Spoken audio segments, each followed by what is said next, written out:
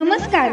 महाराष्ट्रातील विविध क्षेत्रातील बातम्या झटपट आपल्या मोबाईलवर पाहण्यासाठी लगेचच सबस्क्राईब करा राष्ट्रशक्ती लाईव्ह न्यूज आणि सोबत बेल आयकॉन प्रेस करायला विसरू नका. आज देवेंद्र फडणवीसांनी आपल्या पदाचा गैरवापर निवडणुकीमध्ये मतदारांना प्रलोभन दाखवण्यासाठी केला. सोलापूरचे भाजपचे उमेदवार राम सातपुते यांनी त्यांना फोन केला आणि त्यांना सांगितलं की असे असे गुन्हे दाखल झालेले आहेत, ते आपल्याला गुन्हे काढून टाकले पाहिजे. यांनी स्पष्टपणे सांगितलं की हो, ते गुन्हे काढून टाकू आपण, त्याची काही चिंता करण्याचं काही काम नाही.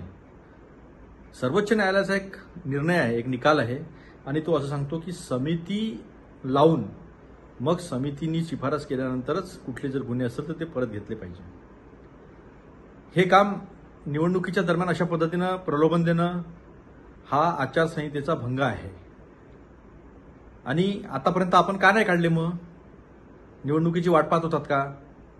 हे स्पष्टपणे दिसत आहे. पदाचा गैरवापर झालेला आहे. आमची निवडणूक आयोगाला विनंती आहे, देवेंद्र फडणवीसांना त्यांच्या गृहमंत्री पदापासून तात्काळ दूर करावं.